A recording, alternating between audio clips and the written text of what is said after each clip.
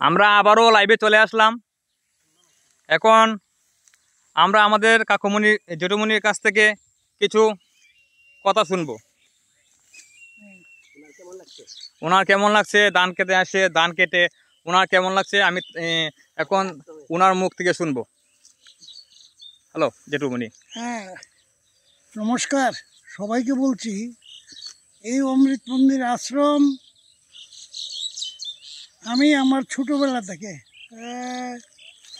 1955 ইংরেজি থেকে আসি, 62 পর্যন্ত এখানে ছিলাম। তারপরে আমি ভারতে চলে যাই। এই 60 বছর আগে আমি এই আশ্রমের বিভিন্ন কাজে শিশু অবস্থা থেকে ছিলাম। এবারে এসে দেখলাম যে গুরুদেবের প্রেরিত সন্ন্যাসী আমার গুরু ভাই শঙ্কর চৈতন্য মহারাজজি এই আশ্রমের রূপ পাল্টে দিয়েছেন।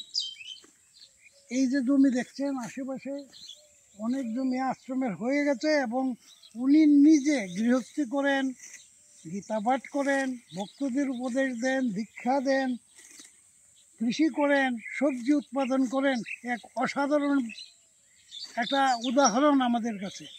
আজকে একটা উন্নত মানের, এটাকে বলে চিনি গুঁড়া, অর্থাৎ আমরা যেটাকে খাসা বলি, সেই খাসার ধান আজকে কাটা হচ্ছে, খেতে ধান পেকে গেছে।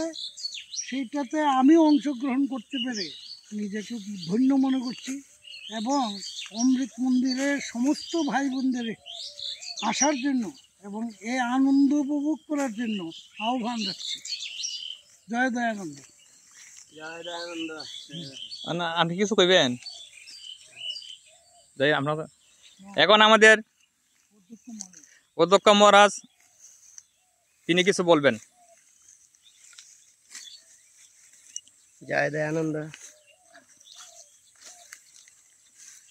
2000 সালে আমাদের গুরু মহারাজ শ্রীমৎ স্বামী বিনয়ানন্দ তীর্থপুরী মহারাজ আমাকে এই আশ্রমের দায়িত্ব দিয়েছেন, ঠাকুরের সেবা করার সুযোগ দিয়েছেন। এখানে আসার পর আশ্রমের যে অবস্থা দেখা গেল, গরু চড়াট হয়ে আছে। গুরু মহারাজের আশীর্বাদে আশ্রমের ধীরে ধীরে শ্রীবৃদ্ধি হচ্ছে। সবাইকে নিয়ে ঠাকুরের এই কাজ কর্মযজ্ঞে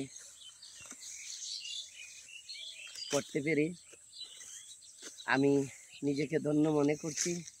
আমাদের গুরুব্রাথা সুনীলদা আগরতলা থেকে আসছেন, উনি এসে আমাদের এই কাজকর্ম দেখে উনি আমাদের কাজে অংশগ্রহণ করেছেন।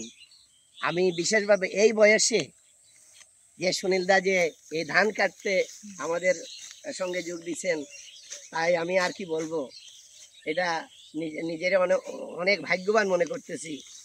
যে সবাই আমাদের গৌরীদিও আছেন, দেখতেছেন ওই জায়গা থেকে গৌরীদি দেখতেছেন আমাদের ধান কাটা। এই যে আনন্দ, আমি চাই সবাইকে নিয়ে ঠাকুরের কাজ করে যেন যেতে পারি, ঠাকুর যেন এই আশীর্বাদ করেন, সবার মঙ্গল কামনা করি।